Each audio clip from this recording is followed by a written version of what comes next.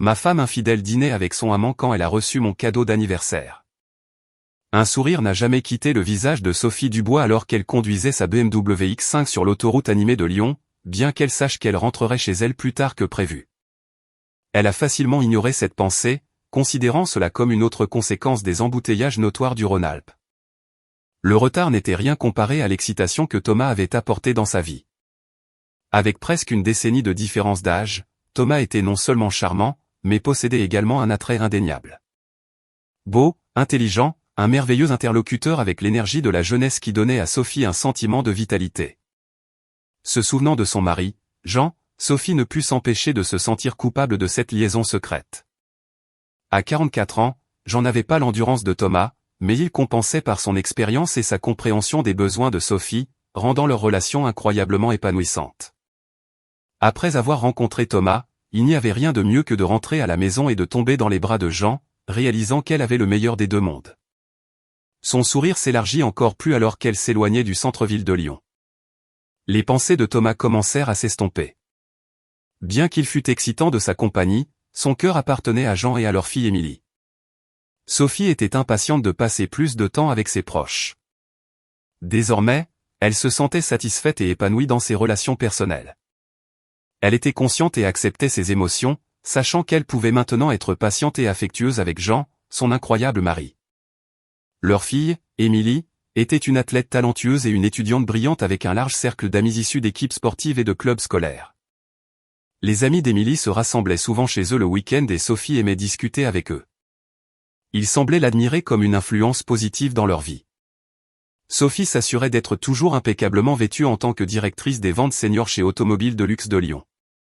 Elle occupait un poste prestigieux dans l'industrie automobile, tout comme son mari Jean, qui dirigeait l'atelier de réparation automobile prospère de sa famille. Ils étaient un couple bien connu et respecté dans leur communauté. Malgré son emploi du temps chargé, Jean trouvait toujours le temps d'assister à toutes les activités scolaires de leur fille Émilie. Sophie chérissait les moments où elle s'asseyait à côté de Jean et regardait leur fille briller sur scène ou sur le terrain. Elle savait que plusieurs pères ne pouvaient s'empêcher de la regarder, mais elle ne pouvait s'empêcher de remarquer que de nombreuses mères regardaient Jean comme s'il était leur cible. Même lorsque Sophie était assise à côté de lui, les femmes trouvaient toujours des moyens d'engager la conversation avec lui et de flirter. Son mari séduisant ne semblait pas remarquer tout cela. Mais Sophie ne pouvait pas l'ignorer. Après un long trajet, Sophie se gara dans le garage et découvrit que le pick-up de son mari était absent. Sophie fut stupéfaite par la situation inhabituelle et inattendue dans laquelle elle se trouvait. Après une difficile conférence automobile et un voyage fatigant à la maison, elle espérait que son mari la rencontrerait. Mais lorsqu'elle entra dans la maison vide et se dirigea vers la chambre, elle ne put se débarrasser du sentiment d'anxiété qui s'était installé dans son âme. Il était presque l'heure du dîner et sa famille n'était toujours nulle part. Comme Jean n'était jamais en retard du travail et qu'Émilie était à l'école, ils auraient dû être rentrés maintenant. Le lendemain était jeudi, et l'idée de leur absence ne faisait qu'ajouter au sentiment croissant de malaise de Sophie. Sophie déballa ses affaires et se dirigea vers la douche. Pensant à la mystérieuse disparition de Jean et Émilie, elle réalisa soudain que son téléphone était éteint, il était éteint depuis la veille au soir. Sur le chemin du retour, elle était perdue dans ses pensées et n'avait même pas songé à la raison pour laquelle personne n'avait essayé de la contacter. Peut-être que Jean était contrarié qu'elle n'ait pas appelé et ne l'ait pas remercié pour les accessoires de voiture personnalisés la nuit précédente. Elle avait été tellement prise par ses émotions, alimentée par la présence de Thomas, qu'elle avait complètement oublié Jean. Après s'être séché les cheveux avec une serviette, elle alluma son téléphone. Jean ne pouvait s'empêcher d'être fier de son idée intelligente et réfléchie de surprendre sa femme. Il était au courant de la prochaine conférence automobile à Lyon depuis plusieurs mois, car Sophie y assistait régulièrement. Il se trouvait que cette conférence particulière coïncidait avec le 20e anniversaire de leur mariage.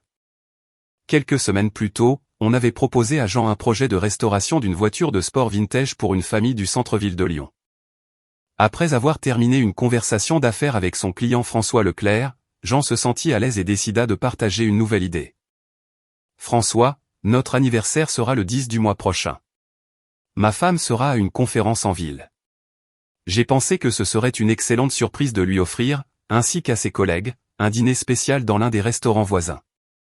Pour rendre cela encore plus mémorable, j'ai acheté un porte-clés personnalisé avec nos initiales que j'aimerais lui faire livrer à sa table pendant le repas, dit Jean.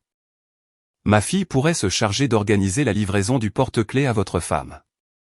Elle est déjà à l'université et connaît tous les meilleurs endroits de la ville, suggéra François. J'ai des plans spéciaux pour le retour de ma femme à la maison, répondit Jean. Alors, au lieu de compter sur ma fille, pourquoi ne pas accompagner votre femme à Lyon vous-même et lui remettre personnellement le porte-clés pendant le dîner, demanda François. J'ai déjà proposé de le faire, mais Sophie a toujours dit qu'elle était trop occupée pour passer du temps avec moi. Très probablement, elle dînera tard et retournera immédiatement à l'hôtel pour se reposer avant le lendemain. C'est pourquoi je veux la surprendre, répondit Jean. Il semblait ridicule à François de faire tout ce chemin et d'être ignoré, compte tenu de ses fonctions officielles. Mais il eut une autre idée. Que diriez-vous si nous offrions un dîner à ma fille et à son ami en échange d'une vidéo en direct sur Instagram d'elles assises à table à côté de Sophie, suggéra François. J'aimerais voir la réaction de Sophie quand elle ouvrira la boîte avec le porte-clés à l'intérieur, répondit Jean. François accepta et dit qu'il donnerait les coordonnées de sa fille afin qu'elle puisse la surprendre. Je suis sûr qu'elle sera heureuse de vous aider, assura François à Jean. Jean commanda des pizzas pour la fête du 20e anniversaire de mariage qu'il organisait chez lui. Parmi les invités se trouvaient ses parents, les parents de Sophie, son frère et sa belle-sœur, ainsi que la sœur cadette divorcée de Sophie. Tout le monde attendait avec impatience l'apparition de Sophie parce que Jean lui avait préparé un cadeau d'anniversaire spécial. En plus des invités adultes, la fille de Jean, Émilie, âgée de 16 ans, et plusieurs de ses amis étaient présents à la célébration. Jean avait tout préparé pour une grande surprise. Une vidéo était déjà prête sur le grand écran de télévision. La fille de François était assise à côté de Sophie, essayant de ne pas éveiller les soupçons. Elle envoya la vidéo en direct sur Instagram, inaperçue. Elle soudoya le serveur pour qu'il apporte un cadeau à Sophie et à sa collègue Justine dès qu'elles auraient commandé leur repas. Jean attendait avec impatience la réaction de Sophie. Regardant ce qui se passait en temps réel. Il rayonnait de joie en expliquant « Ce sera notre meilleur anniversaire. Même si nous sommes à des kilomètres l'un de l'autre, il s'assura qu'aucun son ne vienne de leur côté. » Waouh, quelle excellente idée, s'exclama Émilie. Quand Sophie apparut, main dans la main avec un jeune homme beau, elle demanda « Qui est ce gars avec maman ?» Je pensais qu'elle devait être avec Justine. Je ne sais pas qui il est, mais il semble être un ami assez proche, admit Jean avec un haussement d'épaule. Le père de Sophie fit un bruit désapprobateur et fronça les sourcils aux paroles de Jean. Lorsque le couple s'assit, tout le monde réuni autour de la télévision de Jean put facilement entendre leur conversation. Votre mari est si généreux qu'il nous a offert le dîner ce soir. Je ferai en sorte que cet anniversaire soit mémorable, surtout pour vous. Cela éclipsera certainement votre lune de miel, dit l'étranger en riant. Sophie sourit en retour. Alors, vous feriez mieux de commander un steak. Vous aurez besoin de toutes vos forces. Votre lune de miel était inoubliable, n'est-ce pas? Ou aviez-vous quelqu'un d'autre à l'époque? Parce que je ne crois pas que votre mari soit si merveilleux, répondit l'étranger, riant tout le temps. Sophie exprima sa gratitude en disant « Jean a fait un excellent travail. Merci de demander. Vous êtes le seul homme avec qui j'ai été ces 20 dernières années. À part Jean, bien sûr. » Heureusement, il commence à ralentir. En souriant, l'homme rassura Sophie. La bonne nouvelle est que vous allez avoir un 20e anniversaire beaucoup plus spécial aujourd'hui que la plupart des femmes. Je m'en occuperai. La sœur de Sophie, se sentant mal à l'aise, suggéra, peut-être en avons-nous assez vu. Ce n'est pas tout à fait juste. Sophie ne sait pas du tout ce que nous regardons et écoutons. Pourquoi ne pas éteindre la vidéo? Nous ne voulons pas manquer la réaction de Sophie quand elle recevra son porte-clés, n'est-ce pas? Regardons leur merveilleux dîner encore un peu, répondit Jean d'un ton décisif, mais le visage rougi par la colère. Pendant que le couple commandait, tout le monde entendit Sophie appeler son compagnon Thomas. Puis, alors que le serveur emportait leur menu, un autre serveur arriva avec un paquet magnifiquement emballé. Regardez, Jean a probablement envoyé un cadeau pour mon anniversaire de mariage, s'exclama Sophie. Sophie haleta de joie en ouvrant le paquet. Oh, c'est incroyable, s'exclama-t-elle, tenant un porte-clés personnalisé. Voulez-vous m'aider à le mettre sur mon trousseau de clés, demanda-t-elle à Thomas. Bien sûr, répondit-il, l'aidant soigneusement à attacher le porte-clés. Au même moment, ses mains frôlèrent les siennes intimement. Vous avez un mari très romantique, remarqua la femme à la table voisine, vous avez eu beaucoup de chance d'avoir un homme si attentionné. Absolument, acquiesça Thomas en souriant.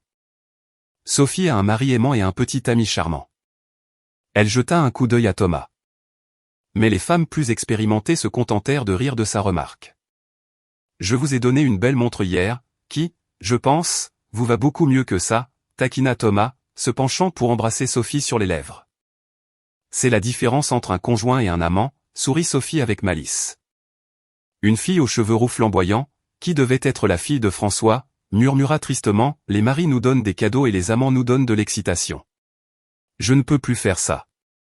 Elle retourna le téléphone, les yeux remplis de regret. J'aurais dû m'en douter, mais j'étais trop choqué pour réagir. Je suis désolé pour tout. Je vais tout supprimer de mon téléphone. Le cœur lourd, elle se leva et dit, il est temps que je parte. La télévision s'éteignit et un silence pesant régna dans la pièce. L'une des amies d'Émilie brisa le silence d'une voix hésitante. Il fait déjà assez sombre. Il est temps de rentrer à la maison. Je vous vois à l'école demain. Si j'y vais du tout, dit Émilie, les yeux se remplissant de larmes. Papa, puis-je rentrer à la maison avec mes amis, demanda-t-elle, ressentant le besoin d'être avec elle à ce moment. Bien sûr, ma chérie. Nous pourrons en parler demain. Conduisez prudemment, les filles, dit Jean d'une voix rauque, la gorge sèche. La mère de Sophie resta désemparée. Je pense que nous avons mal compris la situation. Sophie tient sincèrement à vous, Jean. Et elle ferait tout pour Émilie. S'il vous plaît, n'agissez pas de manière précipitée, dit-elle. Les autres invités réunis chez Jean partagèrent son avis et discutèrent calmement du problème. Après y avoir réfléchi un moment, Jean parvint à une conclusion. J'ai besoin de temps pour réfléchir à tout. Veuillez me donner le temps de réfléchir à ma prochaine étape. Vous pouvez tous partir maintenant. Dès que les invités partirent, Jean commença à faire sa valise, se préparant pour le prochain voyage. Pendant ce temps, Sophie était submergée par le flot de messages et d'appels manqués qui l'attendaient après qu'elle eût éteint son téléphone la nuit précédente. En parcourant les notifications, elle fut horrifiée. Sa sœur et sa mère exigeaient des réponses à des questions sur Thomas et remettaient en question sa relation avec lui. Des accusations selon lesquelles elle avait brisé le cœur de Jean et bouleversé Émilie inondèrent toutes ses boîtes de réception. Les proches la bombardèrent de dizaines de messages chacun. Sophie feuilleta ces messages, espérant voir un message de Jean, mais ne trouva rien. Elle ne put s'empêcher de se demander comment sa famille avait découvert Thomas et ce qu'ils savaient réellement. Où étaient Jean et Émilie? Comment allait-elle sortir du trou dans lequel elle se trouvait? Il était extrêmement important pour elle de connaître l'étendue de la conscience de Jean ainsi que ce qu'il ne faisait que soupçonner. Sophie en vint à la conclusion qu'elle devait parler à sa famille pour évaluer la gravité de sa situation. Prenant une profonde inspiration, elle composa le numéro de sa mère. « Maman, c'est moi, dit-elle, se préparant à la difficile conversation à venir. Sophie essaya de rester calme et commença. « J'ai complètement oublié que j'avais éteint mon téléphone la nuit dernière. J'ai remarqué que vous aviez essayé de me contacter. Est-ce que tout va bien ?»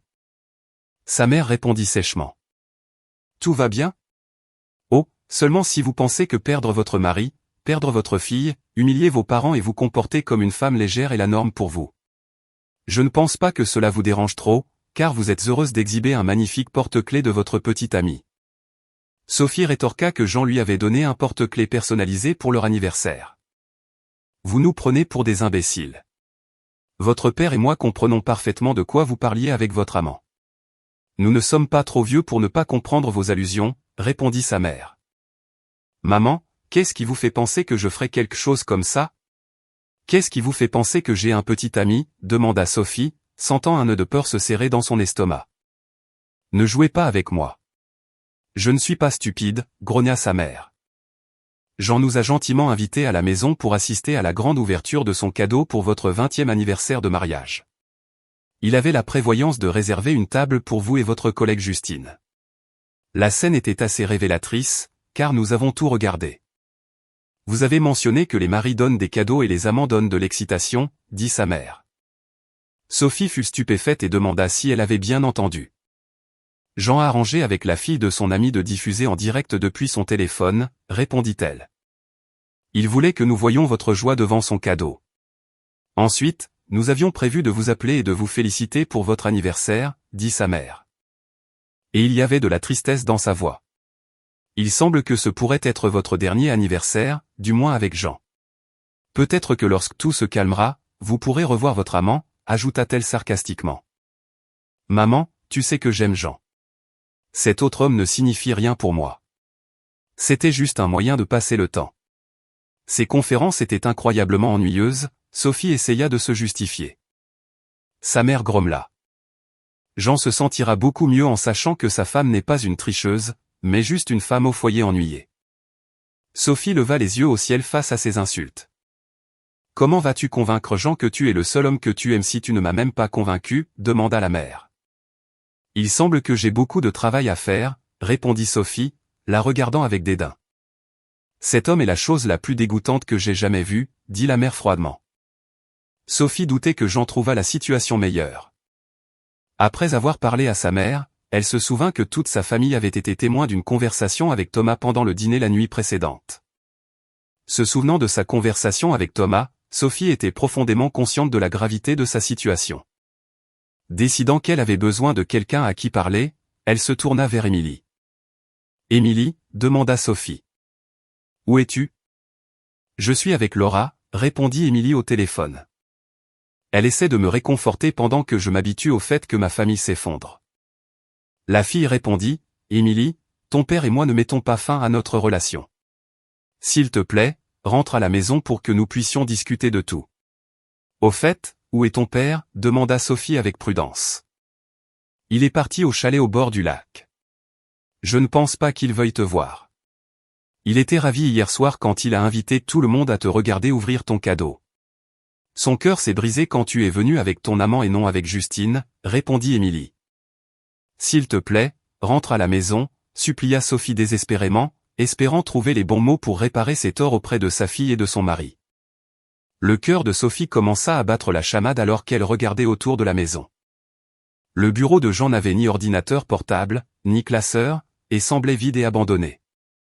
Même le placard de sa chambre était vide. Des larmes montèrent aux yeux de Sophie alors qu'elle traversait la maison, notant tous les objets manquants. L'absence de leur photographie ne fit qu'accroître le sentiment de désespoir. Essuyant de son esprit l'idée de son mariage raté, Sophie décida de préparer le dîner pour Émilie. Au moment où Émilie rentra à la maison, Sophie avait préparé un petit dîner, mais Émilie semblait distante et ne répondait aux questions de Sophie que brièvement. Sophie admit que sa fille avait tout à fait le droit de lui en vouloir, mais espérait qu'avec le temps, la tension entre elles diminuerait au moins. À l'aube du lendemain matin, Sophie entra dans leur chalet au bord du lac et trouva Jean recroquevillé inconfortablement sur un petit canapé, profondément endormi. Le sol était jonché de canettes de bière vides. « Jean, mon cher, nous devons parler. Peux-tu te réveiller, s'il te plaît » supplia-t-elle. Jean ouvrit lentement les yeux avec un gémissement et, sans un mot, se dirigea vers la salle de bain. Résignée, Sophie décida de faire du café en attendant le retour de son mari. Après un moment, Jean, qui venait de prendre une douche, revint dans la cuisine où Sophie l'attendait. Elle posa la tasse devant lui, espérant qu'il entamerait enfin la difficile conversation qu'elle attendait. Mais il devint rapidement clair que Jean n'était pas intéressé à s'ouvrir. « Jean, je suis vraiment désolé pour ce qui s'est passé. J'apprécie vraiment le porte-clés que tu m'as donné. Il m'est très cher. C'est juste dommage que je ne savais pas que tu réunissais notre famille à la maison. Ce serait bien si tu m'en avais informé, dit Sophie. Jean répondit sèchement et durement. N'ose pas me parler. Rien ne va aider notre relation. Jean ajouta, sa colère montant face à la tentative de Sophie de le dépeindre comme un agresseur. Sophie, stupéfaite par le ton inhabituel de Jean, ressentit la douleur de réaliser à quel point elle l'avait blessé. Calme-toi, répondit Sophie, dis-moi ce que je dois faire pour arranger ça. Tu es le seul homme que j'ai jamais aimé, et cela n'a pas changé. Ensemble, nous pouvons gérer ça.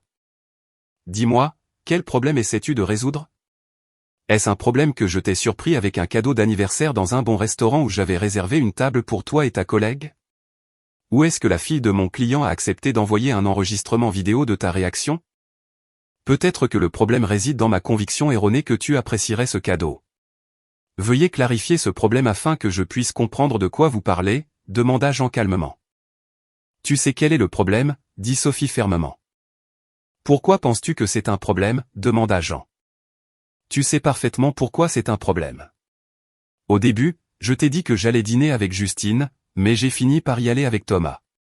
Tu as surpris notre conversation et tu as découvert que nous étions impliqués. C'est le problème que nous devons résoudre, répondit Sophie désespérément. Donc, le problème est que toute ta famille a entendu ta conversation, demanda Jean pour clarifier la situation. Ou peut-être que le problème est que tu as des relations avec d'autres hommes. Jean persista à poser des questions. Les joues de Sophie rougirent lorsqu'elle réalisa que la défensive ne l'aidait pas. J'ai essayé de prendre soin de toi pour notre anniversaire. Tu n'as rien fait pour mériter cela. Maintenant, explique pourquoi tu as trompé si longtemps et avec combien d'hommes. Émilie est-elle ma fille biologique, demanda Jean. Peut-être que son père était le facteur, demanda Jean sarcastiquement. Sophie, visiblement surprise, répondit, il n'y a aucune raison d'être impoli ou offensant. Émilie est définitivement ta fille. Thomas a été mon seul partenaire depuis que nous avons commencé à sortir ensemble. Ton commentaire sur mes anciens amants et la suggestion que le père d'Émilie est un facteur était juste impoli. Il m'est difficile de comprendre ton raisonnement. Admets-tu que tu as été infidèle mais refuses-tu d'admettre l'étendue de ta promiscuité, répondit Jean, tu t'attends à ce que je sois poli et compréhensif, ainsi que naïf, quand tu admets que tu es une femme qui trompe? Es-tu fier de ne me tromper qu'occasionnellement? Et Thomas? Depuis combien de temps es-tu impliqué avec lui et à quelle fréquence? Tu as commodément omis ces détails lorsque tu essayais de blanchir ton nom, cria Jean. Thomas et moi n'avons été intimes que 3 fois, avoua Sophie en larmes, réalisant enfin l'étendue de la colère de Jean. À part toi, il est le seul homme avec qui j'ai été intime depuis que nous nous sommes mariés il y a 2 décennies. Nous avons passé 2 nuits ensemble à chacune des 3 conférences, dit Sophie. Es-tu allé ailleurs avec lui, demanda Jean. Non, cela ne s'est produit qu'un total de 6 fois, et je le regrette sincèrement. Je te dois des excuses, répondit Sophie. Dis-tu qu'un jeune homme comme Thomas ne peut être avec toi qu'une fois par nuit, demanda Jean. Pourquoi t'es-tu impliqué avec un autre homme, demanda Jean, déçu. Notre relation était-elle si mauvaise que tu as dû chercher du plaisir ailleurs? Sophie expliqua qu'elle était ennuyée et vulnérable et qu'il la poursuivait avec insistance. Il ne s'agit pas de toi. Elle le rassura. J'ai fait une erreur. Il ne s'agit pas de toi ou de notre intimité. Il s'agit davantage de ma vanité ou peut-être d'une crise de la quarantaine. Il ne signifie rien pour moi. Je te le promets, dit Sophie, tu étais en relation avec un homme qui ne signifiait rien pour toi. Jean répéta, nous avons juste eu une aventure. Il était attirant, mais rien de plus, clarifia Sophie. Donc, il n'est pas important pour toi du tout, demanda Jean. Jean continua. Tu m'as avoué que tu étais impliqué avec un homme dont tu ne te souciais pas? Notre voisin, Monsieur Durand, entre-t-il dans cette catégorie? Pourquoi ne pas te donner à lui? Sophie, se sentant stupide, répondit, je n'ai jamais dit que je m'impliquais avec tous les hommes qui ne signifient rien pour moi. Thomas m'a attiré par son apparence, son charme et ses réalisations. Il me faisait la cour. Mais cela signifie-t-il que je n'aurai de relations intimes qu'avec des hommes attirants, qui ont réussi et qui me courtisent? Cela fait-il de moi, à de rares exceptions près, une femme infidèle? Si tu n'as pas de sentiments pour les hommes avec qui tu sors, alors tu ne m'aimes pas non plus, demanda Jean. Non, j'admets que j'ai fait une énorme erreur, et je promets que cela ne se reproduira plus, dit Sophie, la voix pleine d'émotion. Je t'aime, pas Thomas. Comment puis-je en être sûr, demanda Jean doucement. À notre mariage et de nombreuses fois après, tu as juré de m'être fidèle. Tu es magnifique, tu as réussi, et les hommes te poursuivront toujours. Je ne sais pas si je peux te faire confiance, dit Jean. Tu ne pourras pas me satisfaire comme je le souhaite, mais ne doute pas de mon amour pour toi. Nos moments intimes sont spéciaux pour moi, et je me sens chérie, l'assura Sophie. Jean lui demanda pourquoi elle continuait de retourner vers Thomas. Sophie admit qu'avec Thomas, elle se sentait spéciale, pas seulement une mère ou une femme. Ce n'était pas l'amour qui l'attirait vers lui, mais l'excitation de faire quelque chose de défendu. Jean essayait de comprendre pourquoi elle ferait plus pour un homme qui ne signifiait rien pour elle. Jean pensa aux mots qu'il avait prononcés pour la personne que tu aimes, raisonna-t-il. Des souvenirs de leur lune de miel lui revinrent quand elle avait promis de n'aimer que lui. Jean se rappela ce moment avec un sentiment de ressentiment, se demandant si lui et Thomas avaient échangé des blagues secrètes sur lui. Mais Sophie le rassura en disant que Thomas ne parlait jamais en mal de Jean. Je n'aurais jamais permis cela, confirma Sophie. Mais Jean ne pouvait pas chasser le souvenir d'avoir surpris une conversation dans laquelle il était insulté à plusieurs reprises. Et Sophie semblait être d'accord avec cela. Je ne peux pas l'effacer de ma mémoire, murmura Jean, ressentant un mélange de confusion et de douleur dans son cœur. Jean revint soudain à lui et parla. Pourquoi perdons-nous notre temps ici, de toute façon? Tu as trouvé quelqu'un de nouveau. Bien, je suppose que je dois aussi trouver quelqu'un. Pourquoi prétendre que tu veux rester marié? Il est assez évident que tu n'aimais pas être ma femme, et n'en parlons même pas. Il avoua. Tu es belle, brillante et intelligente, et je n'ai rien apporté. Ce n'était qu'une question de temps avant que tu ne cherches quelque chose de mieux. J'ai juré de te donner un meilleur 20e anniversaire que la plupart des femmes, et je l'ai fait. Alors, il est temps de passer à autre chose. Félicitations. Tu as trouvé ce que tu cherchais, ajouta-t-il. Jean, nous ne pouvons pas laisser cette conversation se terminer sur une note aussi aigre. Nous devons communiquer et trouver une solution, plaida Sophie, les larmes aux yeux. Tu peux demander à ton avocat de contacter le mien. Notre relation est terminée, Sophie. Je demande le divorce. Tu m'y as poussé, dit Jean. Ce jour-là, Sophie alla travailler, mais dans la salle de pause, elle rencontra une Justine en colère. Pourquoi Jean m'a-t-il demandé comment tu étais allé à Lyon pour une conférence, demanda Justine, se sentant blessée. Tu sais que j'ai arrêté d'y aller après que tu aies commencé à passer des nuits avec ce Roméo du bureau de Marseille. Je ne veux pas servir de couverture à ton infidélité. Jean m'a appelé. Que lui as-tu dit, demanda Sophie, se sentant déprimée. Je lui ai dit la vérité, je ne suis pas allé aux 2 dernières conférences. Je pensais que tu lui avais dit que nous allions partager une chambre et assister aux conférences ensemble, répondit Sophie avec ressentiment. Justine la regarda avec dédain, se sentant trompée. Je suis choquée d'être utilisée de cette manière, dit Justine, cela n'arrivera plus.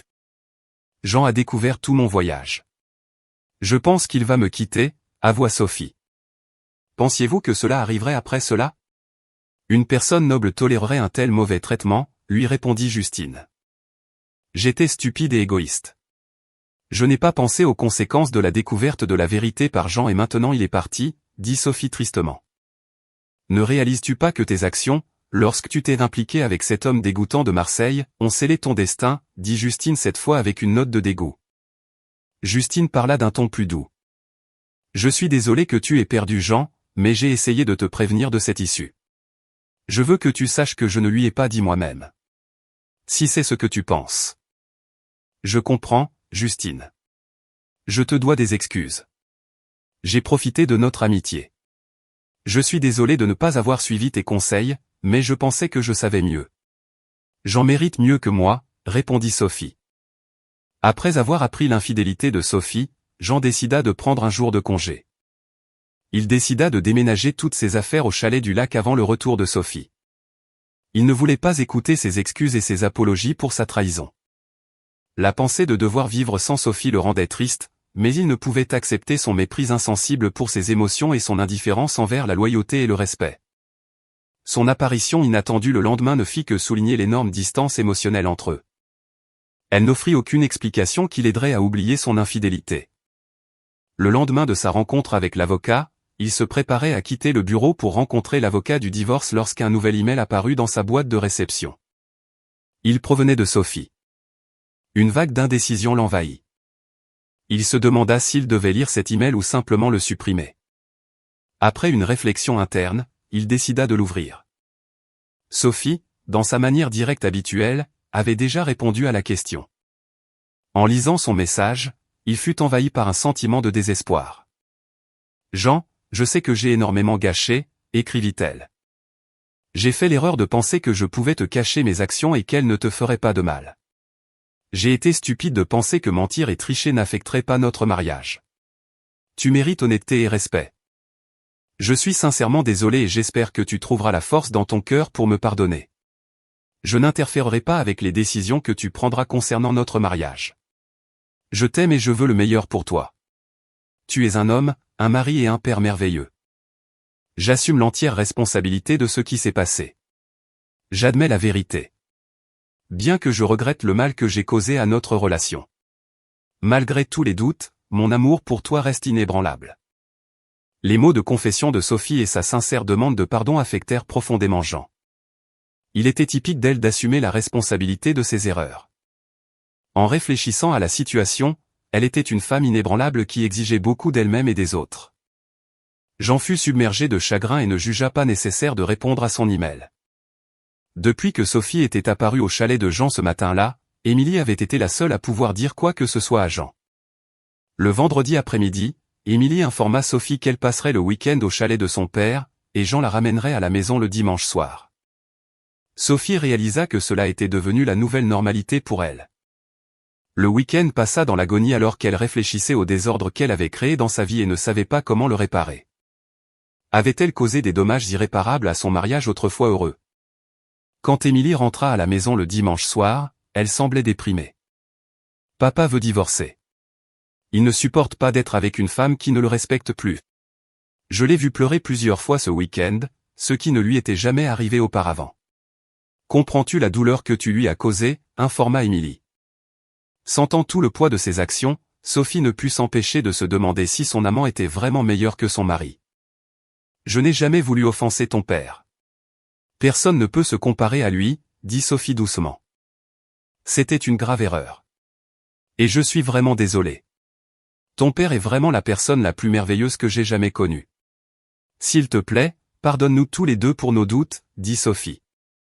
Le ton d'Émilie était accusateur. Ce n'est pas la première fois que tu as rencontré cet homme, n'est-ce pas? Tu nous caches cela depuis des années. Sophie réalisa qu'elle ne pouvait plus maintenir cette façade. J'ai été impliquée avec lui lors de 3 conférences précédentes. C'était une erreur et je le regrette profondément. Je suis désolé. J'avais tort. C'est tout ce que tu veux dire, maman? Tu as trahi ton père de la manière la plus terrible. N'as-tu pas promis d'être fidèle lorsque tu l'as épousé? Espérais-tu secrètement que cela n'aurait pas d'importance, dit Émilie avec colère. Je comprends que tu sois en colère contre moi, mais je suis encore plus en colère contre moi-même, dit Sophie. Papa est un homme merveilleux et un père merveilleux, tu sais, cria presque Émilie. Ce que j'ai fait ne reflète pas mon attitude envers lui. C'était une erreur, dit Sophie à contre-cœur. Tu me manques, Émilie, confessa Sophie. Émilie répondit simplement, quoi que tu dises, puis se retira dans sa chambre. Lorsque leur relation devint tendue, Sophie trouva du réconfort dans le travail. Mais même là, elle ne put échapper à l'attitude froide de Justine envers elle. Assister aux événements scolaires d'Émilie ne fit qu'accentuer la distance entre elles, Sophie étant souvent assise seule à moins d'être accompagnée de sa mère. La présence de Jean à ces événements augmentait son inconfort alors qu'il essayait de garder ses distances avec elle. Les autres parents ne pouvaient s'empêcher de remarquer la tension entre eux. La nouvelle de leur divorce imminent se répandit rapidement, Sophie entendit des commentaires inappropriés de pères, célibataires et mariés, qui savaient que les rumeurs de son infidélité avaient atteint la société.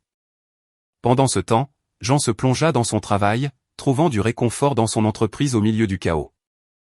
Ironiquement, Sophie finit par obtenir la moitié de l'entreprise. Bien que l'avocat de Jean ait essayé diverses stratégies pour atténuer la situation, Sophie fut stupéfaite lorsque l'avocat l'informa que Jean avait décidé de lui donner la moitié de sa part dans l'entreprise. Ce fut un tournant inattendu, surtout si l'on considère que quelques années plus tôt, l'ami proche de Jean, Marc, avait conclu un accord pour entrer au capital de l'entreprise pendant la crise financière. Jean insista sur le fait que sans la contribution de Sophie, il n'aurait rien pour vivre. Le tribunal ne put nier la véracité de ses paroles. Marc, en tant qu'associé silencieux, possédait un tiers de l'entreprise, mais en transférant la moitié de leur propriété conjointe à Sophie, Jean se retrouva dans une situation où il ne possédait et ne contrôlait qu'un tiers de l'entreprise. Sophie dit à son avocat que c'était injuste envers Jean puisqu'il était celui qui avait investi tout son temps et son énergie dans l'entreprise. Elle suggéra que si Jean insistait pour lui donner une part, alors elle était prête à accepter 1/10 de leur propriété. De cette façon, Jean pourrait maintenir le contrôle de l'entreprise sans conflit potentiel. Jean se montra incroyablement têtu malgré ses meilleurs efforts. Elle ne put même pas obtenir que Jean lui parle au téléphone. Il la coupa complètement de sa vie. Pendant ce temps, Émilie exprima le désir de passer l'été au chalet du lac entre sa deuxième et sa dernière année de lycée. Sophie réalisa que c'était une autre façon pour Émilie de la punir et accepta à contre-cœur qu'elle méritait l'offense de sa fille. Jean fut très satisfait de ce résultat.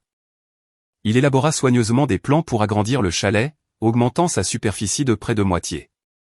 Ayant de l'expérience dans la construction, il acheva rapidement le projet.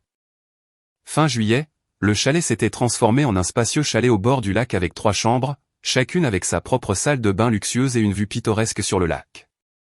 L'intérieur modernisé créait une atmosphère chaleureuse et accueillante.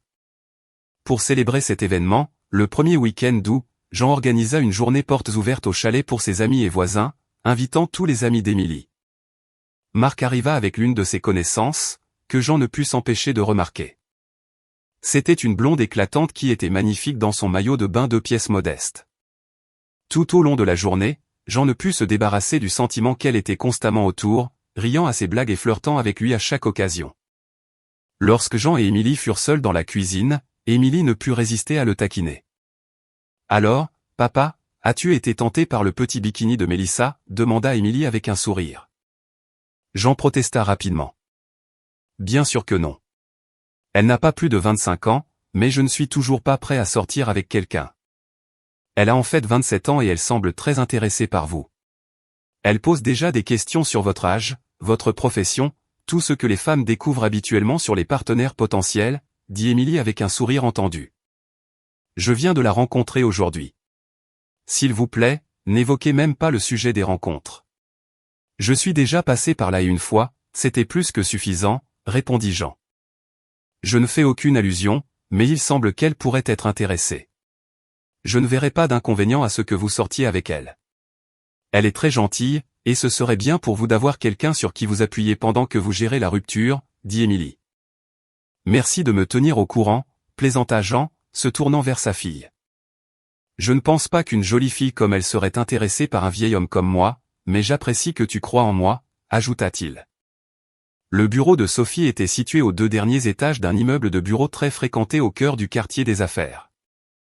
Un peu plus loin dans la rue, il y avait un bistrot italien préféré où il y avait toujours beaucoup de visiteurs. Chaque jeudi, Sophie et quelques-uns de ses amis du travail s'y réunissaient pour le déjeuner. Cette tradition informelle les amena à croiser des visages familiers, car ils rencontraient souvent les mêmes personnes profitant d'un repas de midi. Grâce à ces rencontres fortuites, Sophie et ses collègues nouèrent des amitiés avec des employés d'autres entreprises situées dans l'immeuble. Un jour de grande affluence, il y avait beaucoup de clients dans le bistrot et le groupe de Sophie se retrouva sans table. Heureusement, un employé de l'agence de publicité Duval, située au 2e étage de son immeuble, les invita à se joindre à une grande table. Acceptant gracieusement l'invitation, Sophie et son groupe rejoignirent l'équipe de publicité. Alors que les présentations par nom et prénom avaient lieu, la conversation s'engagea rapidement dans la bonne direction. Une femme du groupe de publicité se distinguait par sa beauté et son comportement amical. Sophie se sentit attirée par la bonne humeur contagieuse de la jeune femme. Quand les autres dames la taquinèrent gentiment, un sourire apparut sur son visage. « Tout le monde n'est pas une fille riche avec un manoir au bord du lac », plaisanta Marie, sa collègue. « Cela doit être merveilleux de se réveiller quand le soleil brille sur l'eau », dit une autre collègue.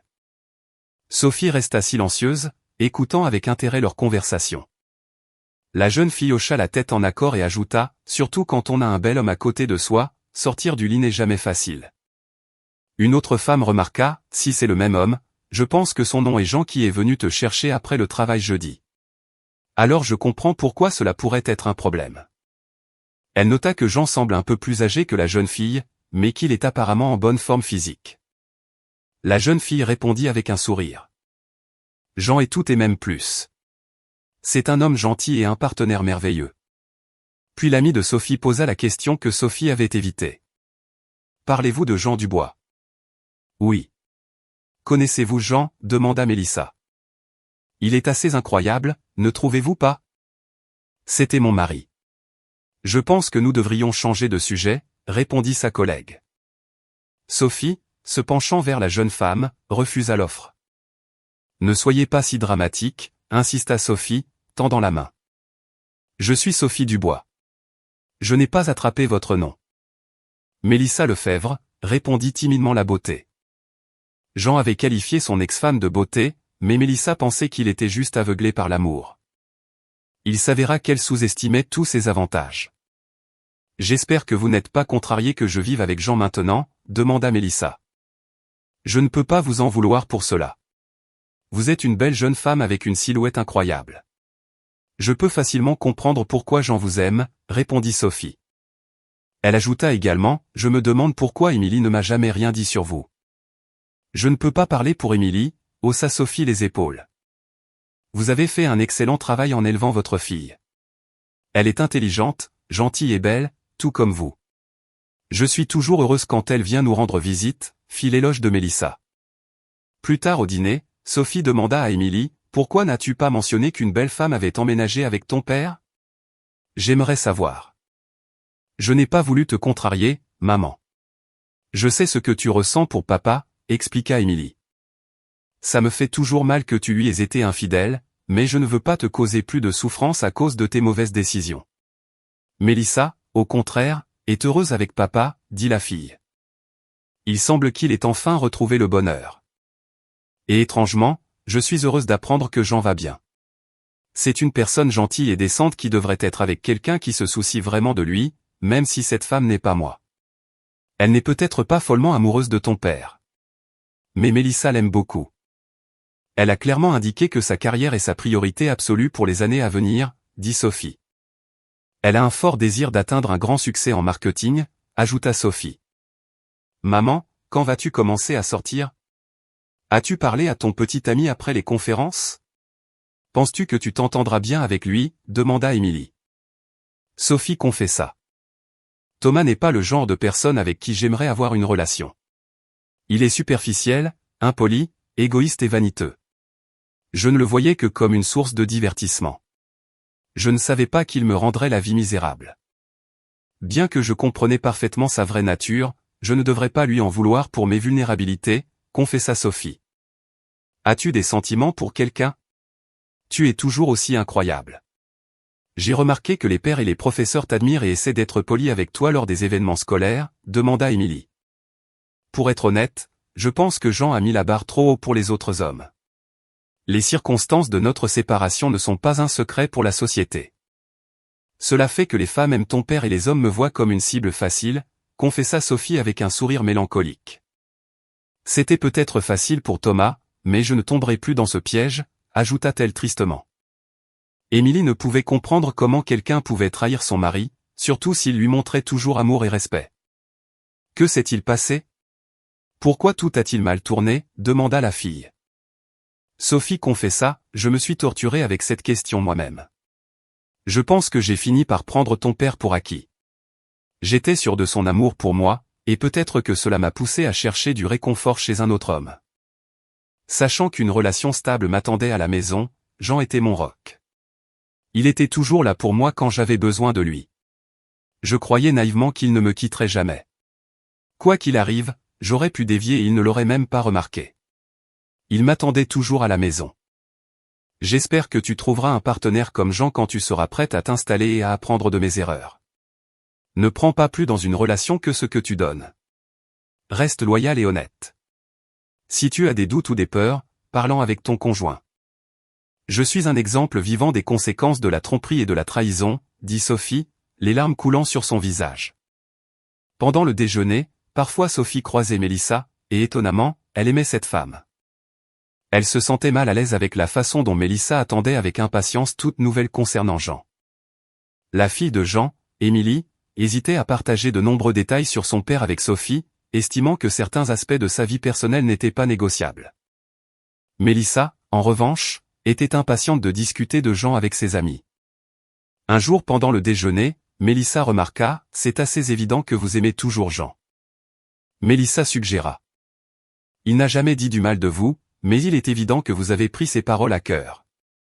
Je ne vais pas vous juger, mais je dois admettre que personnellement, je ne trahirai jamais une personne dans une relation. J'ai du mal à croire que vous ayez fait cela. Elle dit, vos actions et vos paroles ont toujours démontré amour et respect pour lui. Quand la passion s'estompe et que la vie quotidienne commence, il est important de se souvenir de cela. Je me suis égaré et j'ai fait face aux conséquences. L'amour n'est pas toujours une passion orageuse et des voyages luxueux, répondit Sophie. Vider la fosse sceptique ou choisir la couleur de la peinture pour la maison semblent parfois des décisions mineures et banales, mais cela ne fait partie que de la vie. D'un autre côté, Jean est un homme d'affaires fiable, un ami dévoué et un père merveilleux. Je l'aimerai toujours malgré le fait que je l'ai trahi de la manière la plus impardonnable dont une femme est capable. J'ai retenu la leçon, bien qu'il soit probablement trop tard, dit Sophie. Hier soir, j'ai pris mon courage à deux mains et j'ai dit à Jean que j'avais accepté une offre d'emploi à Marseille et que je partirais dans seulement 2 semaines. C'est une opportunité fantastique pour moi, et j'espère qu'à la fin, il comprendra et me pardonnera, dit Mélissa inopinément. J'ai clairement indiqué dès le début que ma carrière était ma priorité absolue. Cette nouvelle l'a bouleversé. Je vous dis cela pour que vous puissiez comprendre ses sentiments et peut-être le soutenir s'il est contrarié. C'est vraiment une personne merveilleuse, mais au final, ce n'est pas celui dont j'ai besoin, expliqua Mélissa. Je suis sûr qu'il va beaucoup vous manquer, dit Sophie, assurant à Mélissa que Jean ne prend pas de décision à la légère. S'il vous a invité à vivre avec lui, cela montre qu'il apprécie non seulement votre apparence mais aussi votre caractère. Sophie ajouta, c'est un homme résilié et il résiste à tout. Mélissa dit, je l'ai mis à l'épreuve, mais il a prouvé sa valeur. Il a montré son meilleur côté. Jean va me manquer, mais c'est une excellente prise. Je doute que son lit soit vide longtemps, dit Sophie, exprimant son admiration et souriant légèrement. Mélissa sourit en retour. C'est pourquoi je voulais vous donner cette information en premier. Ce que vous décidez d'en faire vous appartient. Juste une semaine plus tard, le meilleur ami et associé de Jean, Marc, demanda à Sophie de le rencontrer pour le déjeuner au bistrot. La salle était pleine de monde, mais ils réussirent à obtenir une petite table dans un coin. Après avoir échangé des plaisanteries, Marc alla droit au but. Il mentionna le terrain que Jean avait acheté sur une autoroute au bord de la rivière et dit qu'il avait un acheteur potentiel offrant presque 2 millions d'euros pour cela. Jean avait acheté le terrain pour une somme nominale, donc le profit était significatif. Marc estima que le tiers de la part serait plus d'un demi-million d'euros. Jean a toujours cru que le terrain avait un grand potentiel de croissance de valeur, mais la question demeure, voudriez-vous le vendre, demanda Sophie, ne comprenant pas quel rôle elle jouait dans cette conversation. C'est là le problème, répondit Marc. Il exprima sa confiance que l'entreprise recevrait plus d'avantages si elle offrait un bail à long terme. Il suggéra de spécifier dans le contrat que son entreprise s'engageait à construire des locaux sur commande individuelle conformément aux besoins de l'activité des locataires. Cela ressemble à Jean, admit Sophie, émerveillée par son sens des affaires. Je suis sûr qu'il a calculé tous les chiffres et qu'en conséquence sa stratégie mènera à une augmentation des profits, ajouta-t-elle. Alors quel est le problème, demanda Sophie. Je pense que nous devrions nous concentrer sur la réalisation d'un profit rapide de la vente du terrain. Bien que la planification à long terme soit importante, je préfère obtenir l'argent immédiatement. Vous et moi possédons chacun un tiers des actions de l'entreprise. Donc, si nous travaillons ensemble, nous pouvons faire pression sur Jean pour qu'il accepte l'offre et ensuite distribuer notre part des profits. Jean ne sera pas lésé. De plus, il recevra un demi-million d'euros en espèces pour aplanir la situation, répondit Marc. Sophie sentit sa frustration monter en écoutant la suggestion de Marc. Me demandez-vous vraiment de trahir la confiance de Jean? Pensez-vous vraiment que l'argent est plus important pour moi que les sentiments de Jean? Demanda Sophie incrédule. Laissez-moi clarifier quelque chose pour vous. Jean percevra cela comme une énorme trahison. Je suis une partie de sa propre femme et de son ami le plus proche. Ce serait le plus haut degré de déloyauté envers lui. Elle ajouta avec colère. Encore pire que si sa femme le trompait avec un jeune homme lors d'une conférence, n'est-ce pas, gloussa Marc. Vous n'êtes pas seulement devenue son ex-femme. Vous l'avez déjà trahi en le trompant, ce qui a conduit à votre divorce. C'est juste une opportunité pour vous de prendre, ajouta-t-il. Finissant son café. Marc pensa qu'il pourrait gagner beaucoup d'argent s'il poursuivait cette affaire. Essayez de jouer le rôle d'une femme fidèle ne vous convient pas, dit-il. Sophie répondit avec une colère refoulée, admettant que sa trahison envers Jean était stupide et égoïste. Elle reconnut la supériorité de Jean et exprima des remords pour ses actions. Sophie avait juré de ne plus jamais trahir Jean et était prête à donner tout son argent juste pour ne pas lui causer une telle douleur. J'ai réalisé que je ne pouvais pas faire face au rôle de femme. Et maintenant, vous m'avez montré que vous n'êtes pas adapté aux amis ou aux partenaires. Jean contrôlera ma part de l'entreprise aussi longtemps que je serai en vie. Je mettrai même à jour le testament afin qu'il obtienne ma part après ma mort. Ne doutez pas de ses compétences en affaires. Il en sait plus que vous ne pouvez l'imaginer, dit Sophie, la voix pleine de colère alors qu'elle se levait et laissait de l'argent sur la table pour son déjeuner intact. Puis elle regarda Marc dans les yeux et le prévint de ne plus jamais essayer cela. Cela faisait presque un mois lorsque Sophie ouvrit enfin la porte et vit Jean debout sur le porche. Elle fut stupéfaite par son apparition soudaine, car il l'avait évité depuis son retour de la conférence désastreuse. « Jean, entre. »« Est-ce que tout va bien ?» demanda Sophie avec surprise dans la voix. « Émilie est partie il y a quelques minutes. » Si vous la cherchez, Sophie ne put s'empêcher de ressentir un regain d'excitation à la visite inattendue de Jean. « Je suis venu parler si vous avez le temps », commença Jean, entrant dans la maison familière qui avait été la sienne pendant plus de 15 ans. « Pourriez-vous me consacrer quelques minutes ? » « Je ne suis pas occupé en ce moment, » répondit rapidement Sophie. « Je viens de faire du café. Pourquoi ne nous asseyons-nous pas dans la cuisine ? » « Je vous suis reconnaissant de m'avoir accepté si rapidement, » dit Jean, prenant une tasse de café. « Vous faites toujours un excellent café, » sourit Sophie et répondit. « Lorsque nous nous sommes mariés pour la première fois, je ne savais même pas comment en faire. Il m'a fallu un certain temps pour le maîtriser. » Jean objecta. « Je ne vous ai pas épousé pour le café. Il y avait d'autres qualités en vous que je trouvais beaucoup plus attrayantes, » dit Jean. « Je ne vous ai jamais entendu les appeler des qualités, » dit Sophie, toujours souriante. « Oui, vous avez de sérieuses forces, et je ne pouvais pas m'empêcher d'être emporté par vous, » admit Jean. « Mélissa a dû vous captiver complètement avec ses charmes. Il y a définitivement une forte chimie entre vous, » remarqua Sophie. « Elle vous admire beaucoup. Son estime élevée de vous est l'une des principales raisons pour lesquelles je suis ici. Récemment, l'une de ses amies a surpris votre conversation avec Marc au déjeuner. Mélissa m'en a parlé avant qu'elle ne parte pour la côte ouest. Elle a été impressionnée par votre dévouement et votre honnêteté. Je dois admettre, je partage son opinion. Même si je vous ai malmené pendant le divorce, vous avez toujours obstinément rejeté Marc. Beaucoup de femmes à votre place se vengeraient après que leur mari les ait quittées si rapidement, dit Jean. Mais je ne vous ferai jamais cela, Jean, répondit Sophie. Je suis bien consciente du dévouement et de la diligence avec lesquels vous investissez de l'argent dans vos projets, et je comprends à quel point ils sont importants pour vous.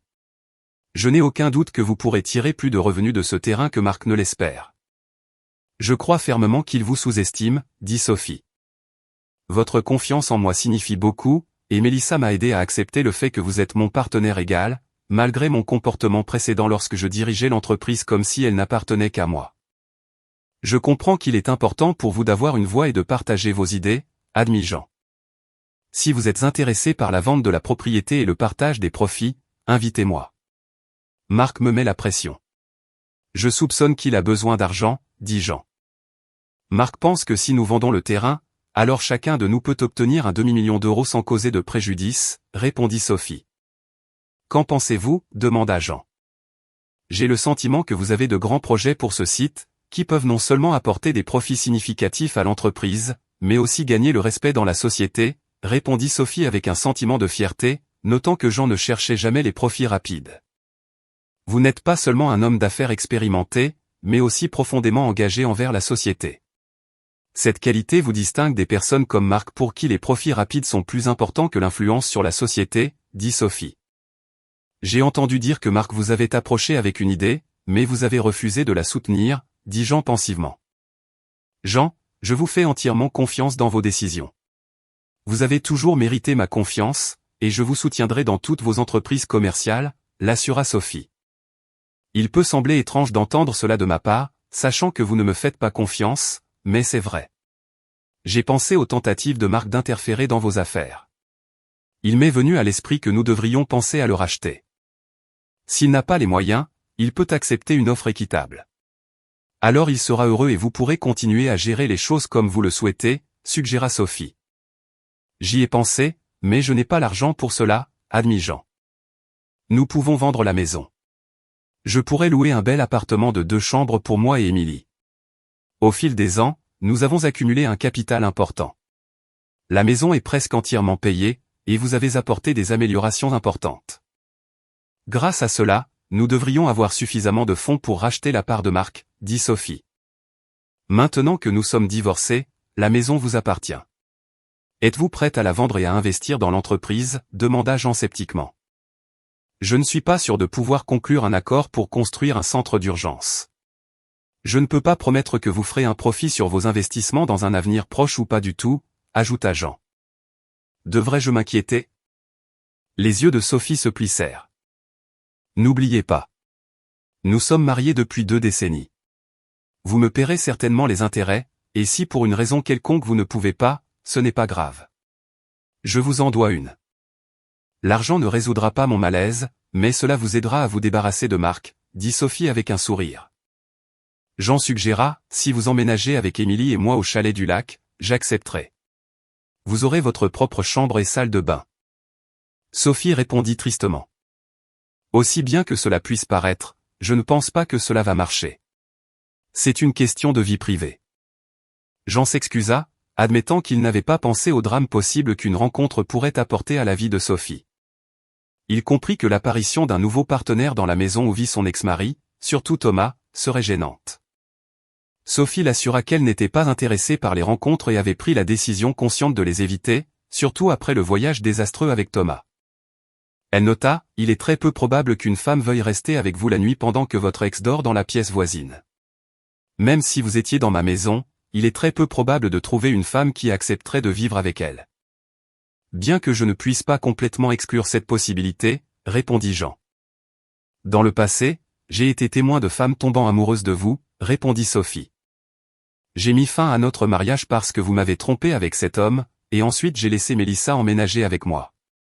Mes actions n'étaient pas un bon exemple pour Émilie, n'est-ce pas? Ma seule excuse est que j'ai lutté contre la dépression et la solitude, médita Jean à voix haute. Ma confiance en moi a souffert quand un autre homme m'a enlevé ma femme, mais Mélissa m'a aidé à la restaurer, ajouta Jean tristement. Je suis désolé de vous avoir blessé l'ego, et j'aurais aimé que cela n'arrive jamais. Je ne vous blâme pas de vous être emporté avec Mélissa. C'est une femme merveilleuse. Vous êtes célibataire et libre de poursuivre toute relation que vous voulez. Je comprends que je ne me suis jamais excusé pour mes actions. C'était mon erreur et j'en assume l'entière responsabilité. J'ai tout ruiné et je suis vraiment désolé, dit Sophie avec un tremblement dans la voix. Je m'excuse profondément pour la douleur et les inconvénients que je vous ai causés, dit-elle, baissant la tête. Sophie, vous m'avez vraiment blessé. J'ai toujours été dévoué à vous. J'ai dédié ma vie à vous et à Émilie. Je suis passé du sentiment d'avoir tout au sentiment d'être un échec complet. Mélissa m'a aidé à réaliser que même si je n'ai peut-être pas été le mari parfait, je n'étais pas la raison de votre infidélité. Si vous n'étiez pas satisfaite de notre mariage ou de notre vie intime, vous auriez pu me le dire. J'aurais fait tout ce qui était en mon pouvoir pour arranger la situation si j'avais su. Jean admit, j'étais stupide, Jean. Mais je n'étais pas malheureuse. Vous étiez un mari incroyable, un père fantastique pour Émilie, et un partenaire passionné. Je me suis perdue en chemin et je pense que je mérite de me sentir malheureuse. Étrangement, je trouve un étrange sentiment de satisfaction dans ma souffrance. C'est comme si j'expiais mes erreurs, confessa Sophie. Pourquoi ne venez-vous pas au moins voir le chalet du lac? J'apprécierais vos pensées et vos opinions à ce sujet, dit Jean. J'ai incorporé certains des concepts dont nous avons parlé toutes ces années dans nos projets de reconstruction. Je pense que vous serez satisfaite du résultat, suggéra Jean. Émilie a un match de volley-ball dans quelques heures. Puis-je profiter de cette offre plus tard, demanda Sophie. Allons le voir avant le match. Nous pouvons y aller ensemble. Je peux vous y déposer, offrit Jean. N'avez-vous pas peur que les gens pensent que nous sommes de nouveau ensemble si nous venons ensemble? Vous vous asseyez généralement aussi loin de moi que possible, dit Sophie. Je me suis peut-être mal comporté, mais pour ma défense, je dirais que vous m'avez aussi maltraité dans notre mariage. Pour être honnête, j'ai été plus indulgent avec vous que vous ne l'auriez probablement été avec moi dans la même situation, admit Jean. Nous savons tous les deux que votre offre de règlement était trop généreuse, répondit Sophie. Il semble que votre gentillesse vous ait fait du bien. Nous pensons vendre la maison pour racheter la part de Marc. Jean se plaignit. Je n'arrive pas à croire que vous soyez prête à faire cela. Il dit, Jean, vous pouvez prendre ce que vous voulez. Vous avez toujours été honnête avec moi, et je vous fais entièrement confiance, et même si je sais que je le mérite, je sais que vous ne me ferez pas de mal, dit Sophie, lui serrant la main. Laissez-moi vous montrer le chalet du lac, suggéra Jean pour changer de sujet et se donner le temps de calmer ses émotions. Quand il montra la maison à Sophie, elle fut émerveillée par les rénovations. Vous avez vraiment fait un travail fantastique, dit-elle.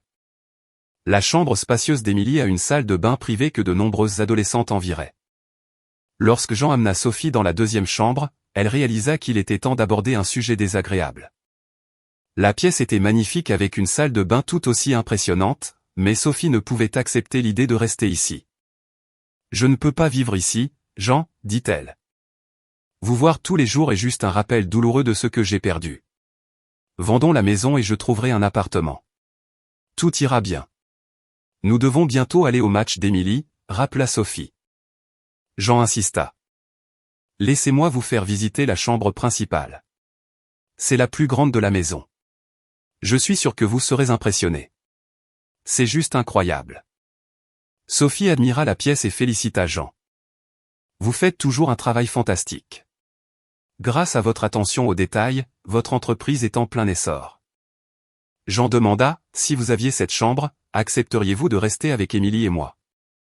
Je ne peux pas imaginer ne pas vous voir tous les jours. Je ne voulais pas que la maison n'appartienne qu'à moi.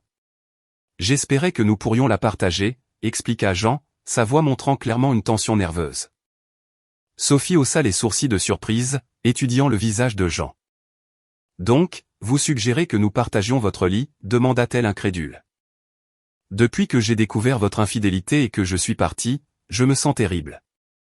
Vous me manquez terriblement au point que parfois cela me cause une douleur physique. Vous avez fait une énorme erreur. Et bien que votre relation avec Mélissa ait apaisé la douleur de votre trahison pendant un certain temps, elle n'a pas pu l'effacer complètement, dit Jean. J'espère que nous pourrons surmonter toute cette négativité et restaurer notre relation. Je ne me laisserai plus utiliser, déclara Jean fermement. Si vous comptez continuer à me punir, je ne le tolérerai pas. Si je décide de revenir, je vous serai fidèle et j'attendrai la même chose de vous. Plus d'autres femmes dans votre vie. C'est moi ou rien, répondit Sophie.